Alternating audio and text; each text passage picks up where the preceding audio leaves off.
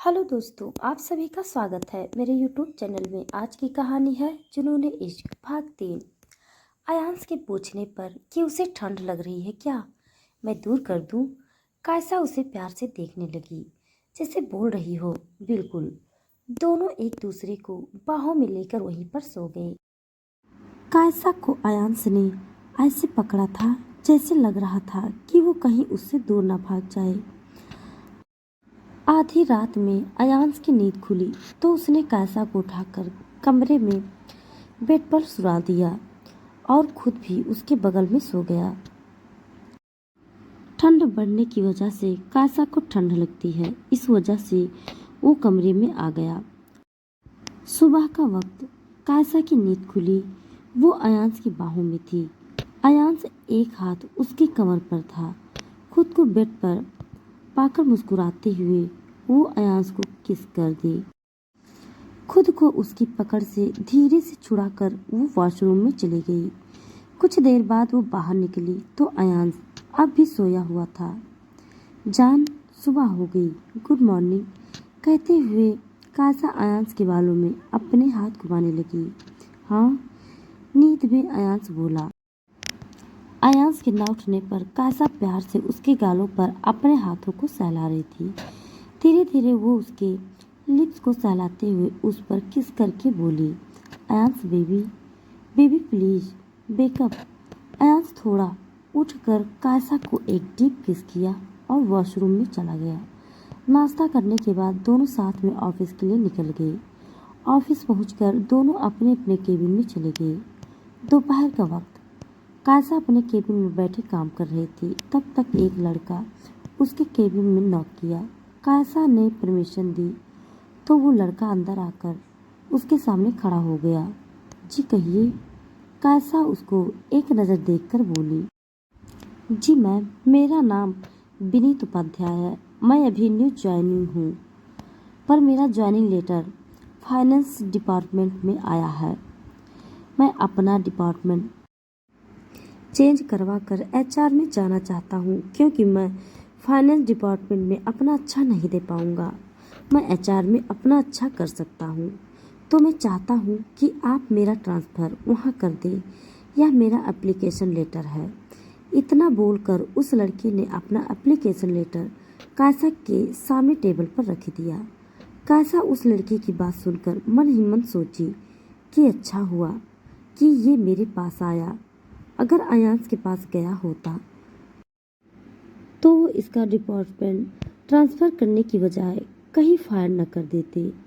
कायसा उसके application letter पर sign करते हुए बोली, ओके, मैं आपका ट्रांसफ़र करा देती हूँ, पर आपको वहाँ पर बहुत अच्छे से काम करना होगा और आपकी न्यू ज्वाइनिंग है।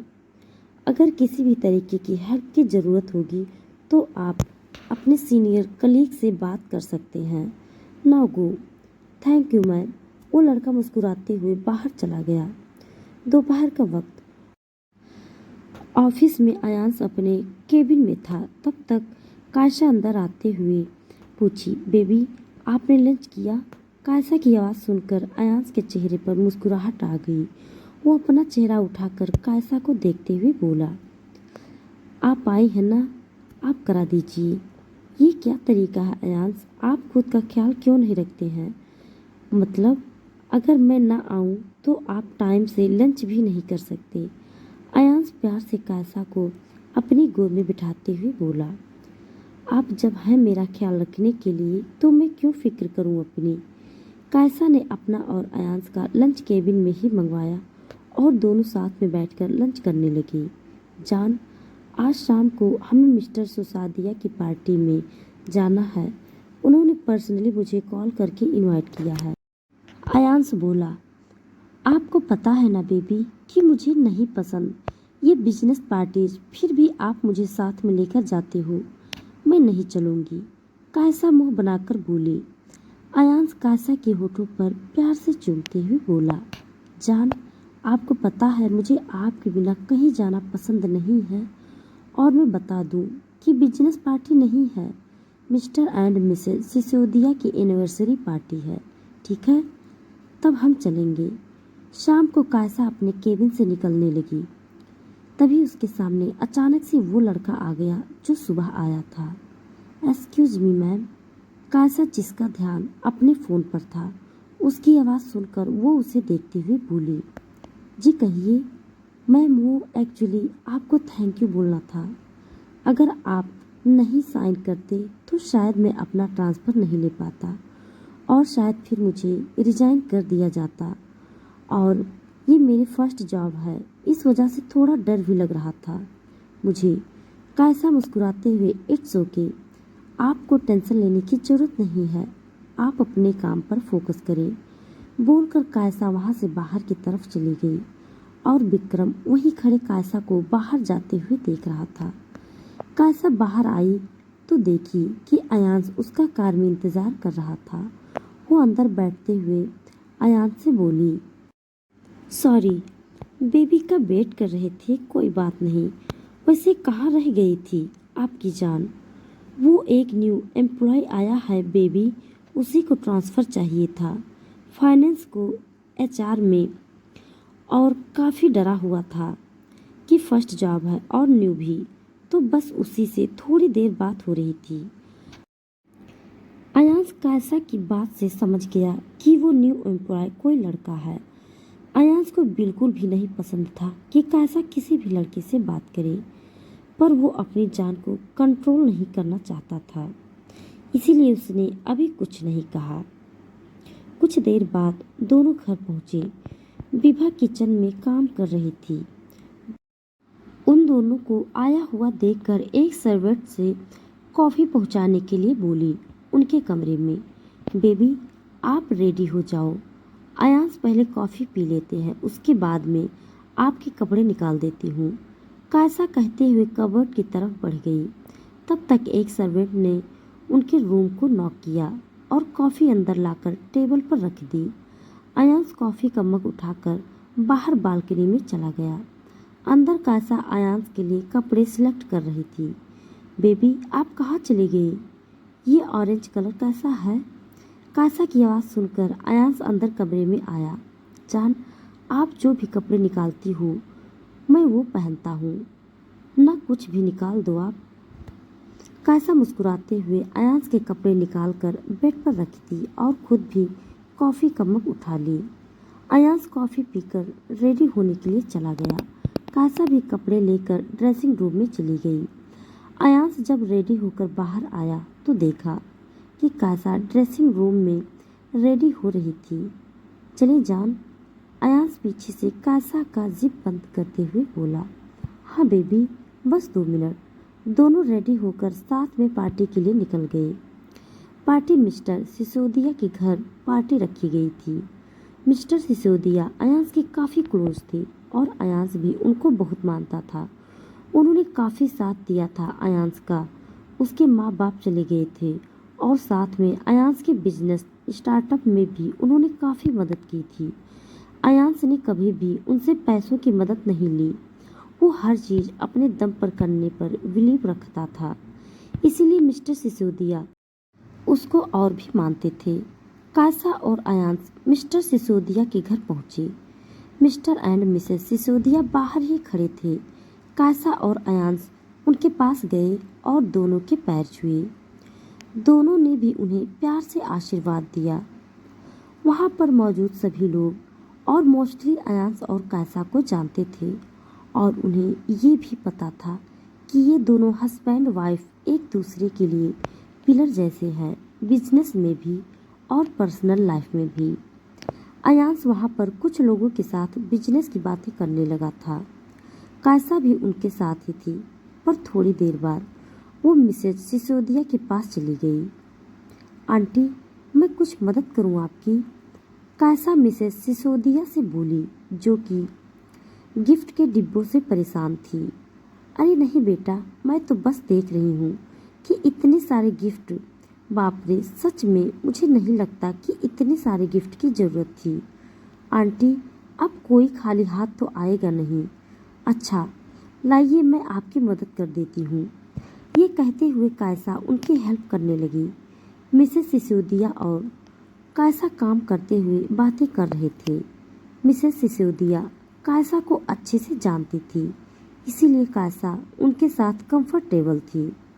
थोड़ी देर बाद केक कट हुआ और सब वापस से पार्टी में लग गए।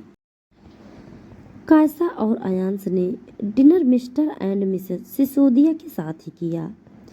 अंकल आंटी, हम चलते हैं। अच्छा लगा काफ़ी टाइम बाद आपसे मिलकर। हमें भी बहुत अच्छा लगा। इसी बहाने तुम दोनों आए तो चलो हम बाहर तक छोड़ आते हैं। कायसा और अयांश घर पहुंचते हैं और दोनों अपने कमरे की तरफ बढ़ जाते हैं। रूम में पहुंचते ही अयांश काउच पर जाकर बैठ गया। इसकी वजह थी थोड़ी थकान। आज ऑफिस में कॉन्टिन्यूअर 2 मीटिंग जिसमें कायसा उनके साथ नहीं थी। उसके बाद घर आते हैं। डायरेक्ट पार्टी में जाना। अयांश को देखकर कायसा उसके पास गई और उसके सर को हल्के से दबाते हुए पूछी, आप ठीक हो ना? क्या हुआ? कायसा के चेहरे पर हल्की चिंता की लकीरें देखते हुए अयांश मुस्कुराते हुए बोला, कुछ नहीं हुआ जान, मैं ठीक हूँ, बस थोड़ी सी थकान हो गई थी। आप फटाफट कपड़े बदल लो, फिर मैं आपका हेड मसाज दे देती हूँ। बोलकर कायसा जाने लगी तो अयांश ने उसको खींचकर अपनी गोद में बिठा लिया। जान, मेरी थकान सिर्फ आप ही दूर कर सकती हैं। मुझे किसी हेड मसाज की जरूरत नहीं है। कायसा को अयांश की बात समझ में नहीं आई। वो अयांश को जवाब देते हुए बोली, हाँ मुझे पता है, मैं ही दूर करूँगी ना। और कौन है यहाँ पर? मैं आपके सर पर ऑयलिंग भी कर दूंगी, ओके? बोलते हुए कायसा उठी और अपने कपड़े लेकर वॉशरूम में चली गई। अयांश उसकी न समझी पर मुस्कुरा दिया। कायसा नाइट वेयर में बाहर आई। अयांश कपड़े चेंज करके बेड पर लेटे फोन में था। कायसा बेड पर आकर उसके हाथ से फोन लेते हुए बोली, फोन रख नहीं सकते हैं आप? सोना, एक इम्पॉर्टेंट मेल था, मैं चेक कर लूँ, बस 1 मिनट। आप फोन दे दो। कायसा अयांश का फोन स्विच ऑफ करके बोली, मैंने बोला ना कि नहीं मतलब नहीं। आप उठिए, मैं आपके सर में तेल लगा दूँ। अच्छा ठीक है, नहीं देख रहा कुछ और, मुझे तेल नहीं लगवाना, मैं बिल्कुल ठीक हूँ, मुझे सिर्फ आप चाहिए, समझिए आप? अयांश कायसा को अपनी बाहों में लेते हुए बोला। कायसा इसके आगे कुछ बोलती उससे पहले अयांश ने उसके होठों पर अपने होठ रख दिए और सॉफ्टली उसे किस करने लगा। कायसा भी उसके किस में खोने लगी थी। अयांश उसको किस करते हुए बेड पर लेटाकर वो खुद उसके ऊपर आ गया। अयांश के होठ कायसा की गर्दन पर चल रहे थे। कायसा बस उसके किस को फील कर रही थी। उसके हाथ अयांश के बालों में थे। अयांश कायसा को किस करते हुए उसकी टॉप के बटन को खोलने लगा और थोड़ा सा उठकर कायसा को देखा जिसकी आंखें बंद थी। कायसा ने अपनी आंखें खोली, सामने अयांश का चेहरा देखा। कायसा ने कभी भी अयांश को कुछ भी करने से नहीं रोका, पर फिर भी अयांश उसकी हमेशा कद्र करता था। कायसा अयांश की आंखों में देख रही थी, जैसे लग रहा था कि वो उससे परमिशन मांग रहा हो। कायसा अयांश के होठों पर किस करते हुए सिडिक्टिव वॉइस में बोली, जैसा आपका मन बेबी। कायसा की बात सुनकर अयांश मुस्कुराते हुए उसके फोरहेड पर किस किया और फिर उसके शर्ट उतारकर अयांश कॉलर बोन को चूमने लगा। काफ़ी देर तक अयांश ऐसे कायसा को किस करने के बाद वापस से उसके बगल में लेट गया। अयांश के ऐसा करने पर कायसा उसे देखने लगी। अयांश मुस्कुराते हुए कायसा को देखकर बोला, जान, मुझे पता है आप कभी मुझे मना नहीं करेंगी। मैं कभी भी कुछ भी कहूँगा उसमें हमेशा आपकी हाँ ही रहेगी, लेकिन मुझे पता है कि आप भी ठीक नहीं हैं। कायसा मुस्कुराते हुए अयांश के फोरहेड पर किस करके बोली, बेबी, आपको कभी ना मना किया है ना करूँगी, और आप तो बिना बोले ही समझ जाते हो सब। अयांश थोड़ा सा बेड से खिसकते हुए कायसा के सीने पर अपना सर रखकर दोनों हाथों को उसके कमर के चारों ओर बांध दिया। कायसा ने अपना एक हाथ उसके सर पर रखा और दूसरा उसकी पीठ पर, और वैसे ही लेटे हुए थे।